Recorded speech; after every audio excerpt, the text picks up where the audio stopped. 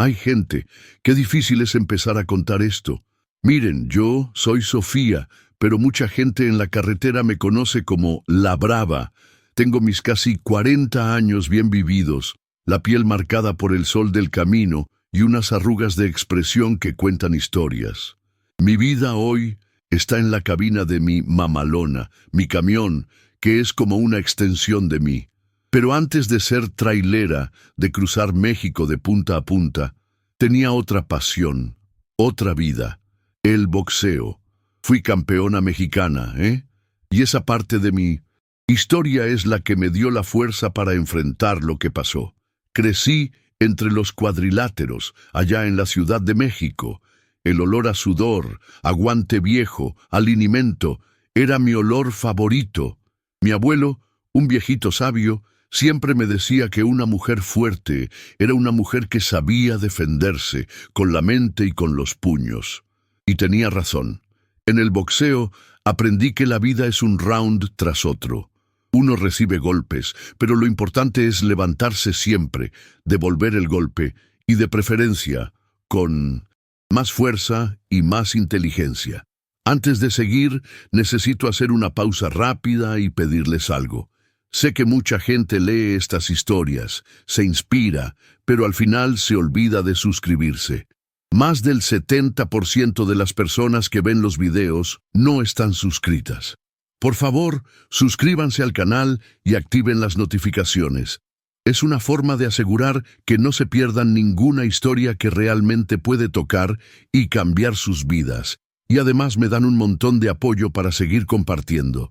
Ahora sí, prepárense, porque la historia que les voy a contar fue un verdadero knockout en mi vida. Es una de esas que muestra que uno siempre tiene una fuerza escondida y que el cambio empieza en el momento en que uno decide enfrentar lo que venga. Para ese entonces, la carretera ya era mi casa desde hacía varios años. Tuve que dejar el boxeo profesional por una lesión fastidiosa en el hombro. La cabina de mi camión se volvió mi nuevo refugio, mi nuevo ring.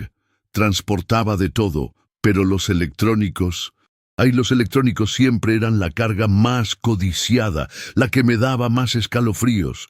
Ya había visto de todo en las carreteras de México, especialmente en la famosa Carretera de la Muerte o en el trayecto de la Rumorosa, donde uno siente que hasta el aire pesa. Pero nada, absolutamente nada me preparó para aquella noche. Era un jueves con un aguacero de esos de telenovela, ¿saben? Llovía sin parar, la visibilidad era casi nula. Yo estaba en medio de la nada, con una carga que valía oro, y solo el ronroneo del motor y unos mariachis bajitos en el radio me hacían compañía. Sentía un escalofrío extraño, un mal presentimiento, pero intenté ignorarlo. Mi vida, antes de ese día fatídico, era una lucha constante, dentro y fuera del ring. Las cuentas siempre apretando, la necesidad de ayudar a mis padres y a mi hermana menor. El camión era mi salida, la forma que encontré para seguir en la pelea, aún lejos de los reflectores del boxeo. Y en el fondo, la soledad de la cabina me daba un espacio para pensar, para digerir los golpes que la vida me daba. Ya había pasado por algunos sustos en la carretera, claro, una llanta ponchada en medio del desierto, el camión atascado en un lugar apartado, pero nunca algo que me pusiera en peligro real, de vida o muerte, como aquella noche. El tiempo estaba nublado, no solo afuera, sino dentro de mí también. Sentía que algo grande estaba por suceder, una de esas pruebas que ponen a prueba cada fibra de tu cuerpo y de tu alma. Fue en una curva muy cerrada, cerca de un pueblito que apenas tenía luz, que la cosa se puso fea de verdad. Yo estaba concentrada en la carretera, intentando esquivar los baches y el agua acumulada, cuando de repente una luz fuerte me cegó. En un abrir y cerrar de ojos, un carro viejo medio destartalado se me puso enfrente. Tuve que pisar el freno a fondo. El olor a llanta quemada invadió la cabina y mi corazón parecía una batucada de banda. Sabía que aquello no era un accidente. La adrenalina empezó a bombear en mis venas, y todos los recuerdos del ring, de las peleas más difíciles, vinieron a mi mente. Estaba a punto de pelear de nuevo, solo que esta vez el ring era el asfalto mojado y mis adversarios no usaban guantes. La puerta del carro se abrió y 3 figuras grandes salieron, viniendo hacia mi camión. Pude ver el brillo de algo en sus manos y el escalofrío se volvió un nudo en la garganta. Pero la voz de mi abuelo, ¿saben? Esa voz grave y fuerte resonó en mi mente. Sofía, nunca bajes la guardia. Y no la bajaría. Recordé cada entrenamiento exhaustivo, cada sacrificio que hice, cada vez que me levanté después de recibir un golpe. No sería una víctima más. Mi mamalona y la carga que llevaba eran mi responsabilidad, y las defendería con todo lo que tenía, con mis puños de acero. El chato Marcelo, que después supe que había perdido el empleo y estaba desesperado, fue el primero en acercarse. Intentó abrir la puerta de la cabina, pero yo ya había cerrado todo con seguro. Detrás de él, el flaco Carlos, un chamaco que supe después que siempre anduvo con gente mala, y el oso Robson, un grandulón que parecía tener más músculo que cerebro. Golpeaban la ventana, exigiéndome que bajara, pero sus voces eran un poco temblorosas. Se notaba que no eran delincuentes profesionales, solo unos pobrecitos en apuros. Respiré hondo, controlando el latido acelerado de mi corazón. En el ring, mi entrenador siempre decía: observa a tu oponente, Sofía, conoce sus puntos débiles. Y fue lo que hice. Percibí su inexperiencia, la falta de coordinación. Uno de ellos, el chato, intentó forzar la cerradura de la puerta, mientras el flaco y el oso intentaban intimidar con gritos y golpes en el cristal. Yo ya tenía un plan, y no incluía llamar a la policía en ese momento. Cuando el chato finalmente logró forzar la puerta de la cabina, apenas tuvo tiempo de reaccionar. Mi mano derecha voló, un directo limpio y preciso que ni vio venir. Le acertó de lleno en la barbilla y cayó como un saco de papas. Esos años de entrenamiento, de repetición exhaustiva de movimientos, salieron a flote. Ya no era la Sofía trailera, era la Sofía boxeadora, la campeona, actuando por puro instinto y disciplina. El flaco y el oso quedaron paralizados por un instante, impactados con la escena. Fue la oportunidad que necesitaba. Salté de la cabina, ágil como un gato, y los encaré. El flaco intentó atacarme con un cuchillo de cocina, fíjense, pero lo desarmé con un movimiento rápido y lo inmovilicé con un golpe en el brazo, de esos que no rompen, pero duelen un montón. Gritó, soltando el cuchillo. Quedaba el oso Robson, el grandulón. Avanzó, medio desgarbado, intentando agarrarme. Pero yo era más rápida. Esquivé su ataque y le conecté un gancho al hígado que lo hizo doblarse. Gimió, sin aire, y aproveché para darle un uppercut que lo desequilibró por completo. Cayó de rodillas, jadeando. En menos de 5 minutos, la escena era patética. 3 tipos grandes, algunos lloriqueando, otros sin aire, todos dominados por una mujer que ellos creyeron que sería una presa fácil. La lluvia seguía cayendo, mezclándose con el sudor frío que me escurría por la cara. Estaba jadeando, pero la adrenalina me mantenía alerta. Miré a los 3, tirados en el suelo, y una idea loca empezó a taladrar mi cabeza. Eran ladrones, sí, pero había algo en la forma en que actuaron, en la desorganización y en la desesperación estampada en sus ojos, que me hizo ver que no eran los verdaderos cabecillas del asunto.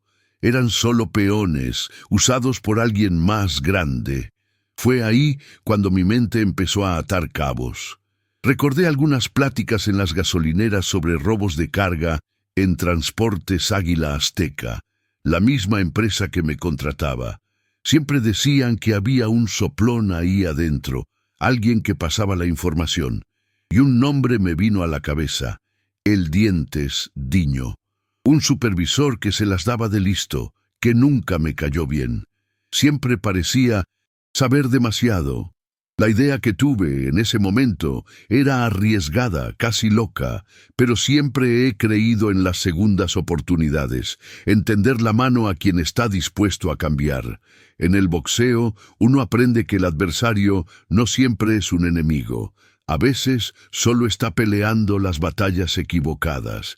Y yo veía en esos tres, a pesar de lo que habían hecho, una oportunidad para darle la vuelta al juego, para ir tras el pez gordo. Respiré hondo y tomé la decisión. Miré al chato Marcelo que ya se estaba recuperando y dije, con voz firme pero sin ira, «Ustedes son unos aficionados y la verdad es que los están usando». Me miraron con desconfianza, pero también con un destello de esperanza. La lluvia caía, lavando un poco la suciedad, pero la verdad es que ahí, en medio de esa carretera oscura, estábamos a punto de empezar otra lucha. Una lucha por la justicia, pero de una manera muy diferente. El chato Marcelo, todavía medio aturdido, me encaró. «¿De qué está hablando, doña?», preguntó con voz ronca.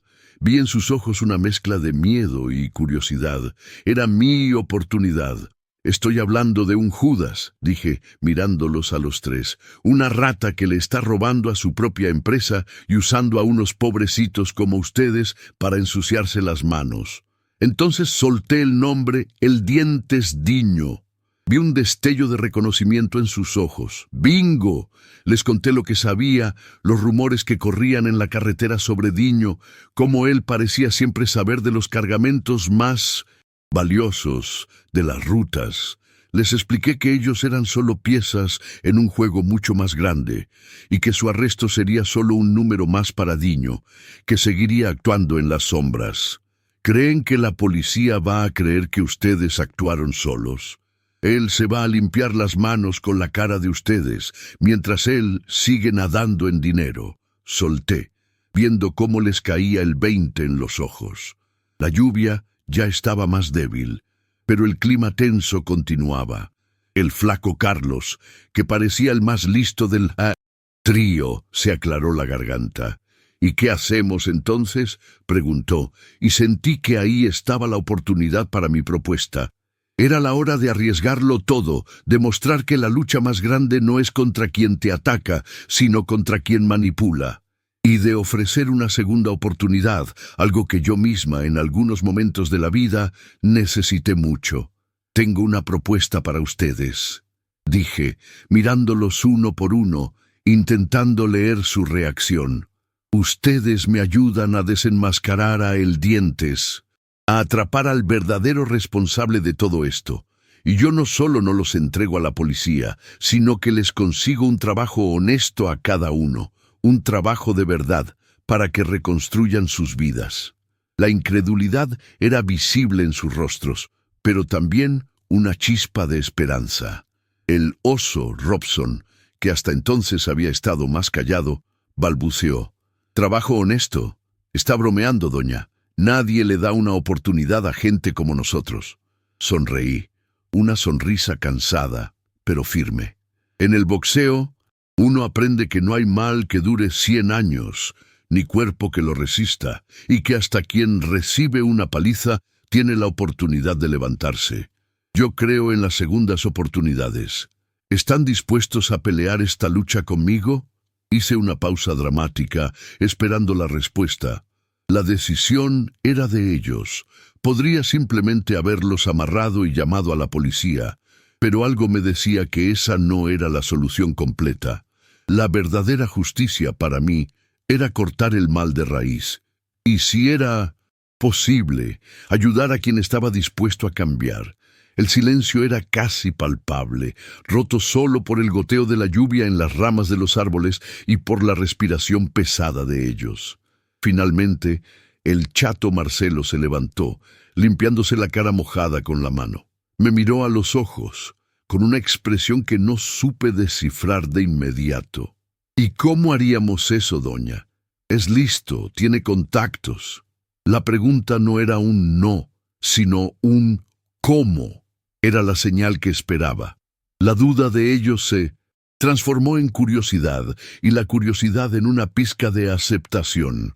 Pensé rápido.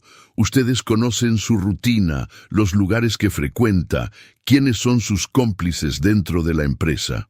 Comencé a delinear un plan, simple, pero que exigiría coraje y cooperación de su parte. La idea era atrapar a Diño en flagrancia, con pruebas irrefutables, para que no tuviera forma de escapar. Era un plan que dependía de la confianza mutua, algo difícil de construir en minutos, en medio de la nada, después de un intento de asalto.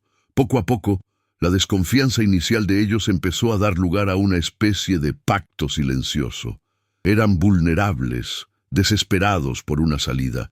Y mi propuesta, por más loca que pareciera, era la única luz al final del túnel que tenían.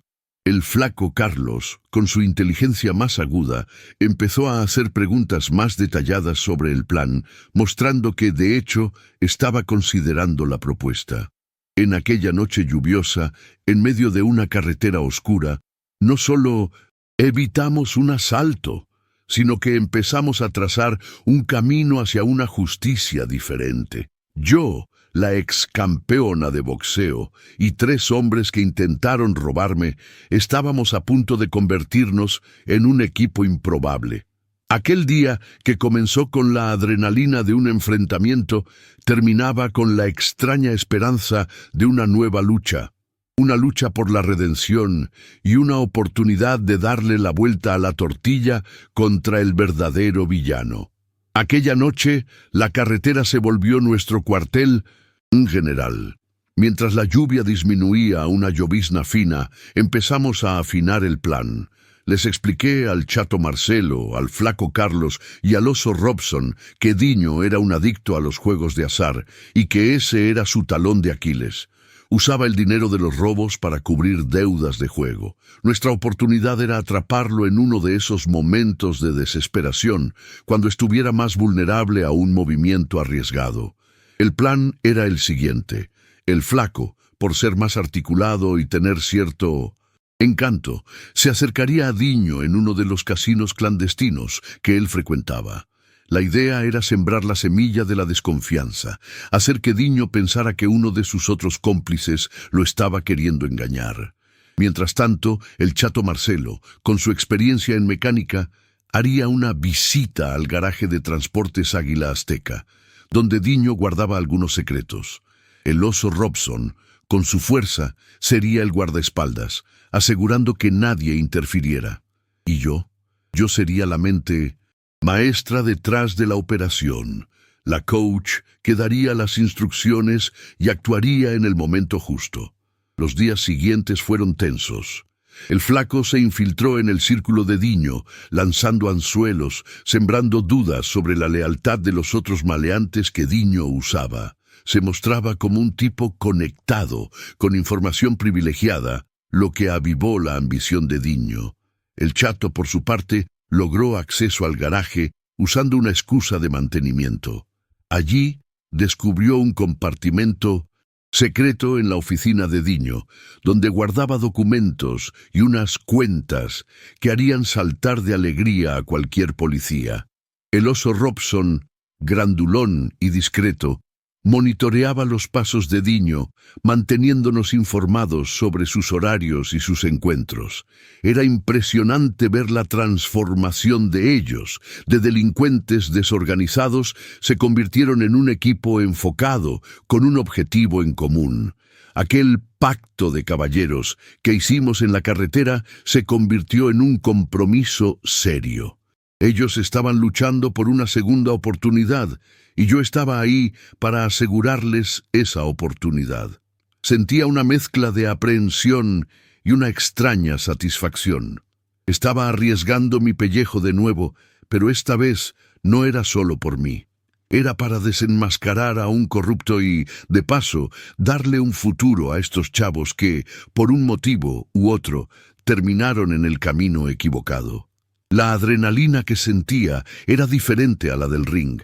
En el boxeo, la pelea era mía. Ahora era una pelea en equipo, y la responsabilidad era aún mayor. El día D, o mejor dicho, la noche D, llegó. El flaco nos avisó que Diño estaba en un casino clandestino, perdiendo a lo grande, con la cabeza hirviendo de deudas y rabia. Era el momento de dar el golpe final.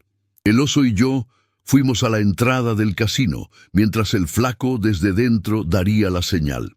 El chato Marcelo ya había conseguido los documentos comprometedores en el garaje de Diño.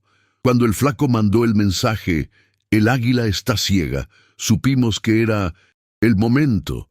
Entramos al casino como quien no quiere la cosa. Diño estaba en una mesa de póker, con la cara roja y los ojos inyectados. Estaba furioso, tirando dinero. El flaco se le acercó, fingiendo solidaridad, y le susurró algo al oído, señalándonos discretamente. Diño me vio, y la expresión en su rostro cambió de rabia a puro terror. Él sabía que yo era la traílera de aquel asalto fallido, y sabía que yo no estaba ahí por casualidad. Yo, con mi postura de exboxeadora, y el oso, un ropero a mi lado, dejaban claro que la conversación no sería amigable. Intentó levantarse, pero el oso lo sujetó por el brazo, sin violencia, pero con firmeza. Fue entonces cuando saqué los documentos que el chato había conseguido. Un montón de papeles, estados de cuenta bancarios, mensajes que ligaban a Diño a una red de robos de carga. Tiré todo encima de la mesa de póker. Tus juegos de azar te hicieron perder más que dinero, Diño. Te hicieron perder la libertad, dije, con voz baja, pero cortante. El ruido del casino parecía haber desaparecido y todos los ojos estaban sobre nosotros. Diño se puso blanco. Sabía que estaba acorralado. No había forma de negarlo. Aquel día, que comenzó como una simple ronda, se transformó en la culminación de un plan arriesgado, pero que valió cada segundo de tensión. El boxeo me enseñó a tener estrategia, a no subestimar al adversario y a dar el golpe correcto en el momento justo. Y fue exactamente eso lo que hicimos. Diño intentó un último parol, una sonrisa forzada en su rostro. Eso es invención suya, no sé de qué me hablan. Pero su voz temblaba y sus ojos se desviaban de los míos. Yo sabía que estaba acabado. Ese era el momento de dar el knockout final, sin violencia, pero con la verdad. Fue entonces cuando, como por arte de magia, la Guardia Nacional y la policía local entraron en el casino. Ellos ya estaban al tanto de mi investigación, claro. No estoy loca para resolver todo sola. Había un policía de confianza al que contacté antes de todo, un cabo que siempre creyó en mi palabra. La llegada de las autoridades fue el golpe definitivo. Diño, que momentos antes era el rey de la mesa de póker, ahora era solo un hombre pequeño, acorralado. Intentó resistir, armar un escándalo, pero los documentos que yo tenía, las pruebas que el chato Marcelo había conseguido, eran irrefutables. Con cada papel que el cabo examinaba, la expresión en el rostro de Diño se volvía más sombría. No había más a dónde correr. Fue esposado allí mismo, en medio de aquel casino clandestino, ante decenas de ojos curiosos. Aquel día fue surreal. Ver a Diño siendo llevado, su rostro contorsionado por la rabia y la desesperación, me dio una sensación de justicia que pocas victorias en el ring lograron darme. No se trataba solo de recuperar la carga o de arrestar a un delincuente. Era sobre mostrar que, incluso en las situaciones más improbables, la verdad y la persistencia pueden derribar a cualquiera, por más poderoso que parezca. La adrenalina comenzó a bajar y el cansancio me invadió, pero era un cansancio bueno, de misión cumplida. ¿Y los muchachos? El chato Marcelo, el flaco Carlos y el oso Robson estaban allí observando todo, medio en shock, medio aliviados. Los miré y ellos me miraron de vuelta, sin palabras, solo un entendimiento mutuo. Habían cumplido su parte del acuerdo, y yo cumpliría la mía. Al día siguiente, las primeras llamadas comenzaron. Conozco a mucha gente buena en la carretera, personas que, como yo, creen en las segundas oportunidades. El chato Marcelo, con su talento para la mecánica, consiguió un empleo en un taller de camiones allí cerca de la Ciudad de México. Al principio dudó un poco, pensando que nadie confiaría en él. Pero lo animé. Le dije que la vida está hecha de nuevos comienzos. Hoy es jefe de taller y hasta enseña el oficio a jóvenes que quieren aprender. Una vez al mes me llama para contarme las novedades y su voz es la de un hombre realizado, el Flaco. Carlos, con su inteligencia y astucia, sorprendió a todos. Se mostró un talento natural para la logística. Conseguí un contacto en una transportadora más pequeña, y él empezó desde abajo, organizando rutas, optimizando entregas. En menos de un año, se convirtió en el brazo derecho del dueño. Tiene un razonamiento rápido, ¿saben? Y usó esa habilidad para el bien. A veces nos encontramos en las gasolineras, y me muestra las fotos de su hija pequeña, con un orgullo que le ilumina el rostro. Y el oso Robson, el grandulón que parecía tener solo fuerza bruta, me sorprendió aún más. Le conseguí un trabajo en la seguridad de un almacén. Su fuerza, que antes era una amenaza, se volvió protección. Pero lo más bonito es que encontró el amor, se casó y está esperando un chamaco. Me mandó la foto del ultrasonido. Parece que la vida, de repente, les abrió un camino que ni imaginaban que existiría. Mi historia con Diño y con los muchachos se volvió leyenda en la carretera, de taquería en taquería, de gasolinera en gasolinera. El boca a boca esparció la historia de Sofía la Brava, la trailera exboxeadora que dio un knockout al crimen y una segunda oportunidad a quienes la buscaban. No soy una santa, ni mucho menos. Pero creo que el verdadero espíritu del boxeo no es solo pelear para derribar al otro. Es tener disciplina, saber cuándo atacar y cuándo defenderse, pero principalmente es saber proteger a quien lo necesita y transformar vidas.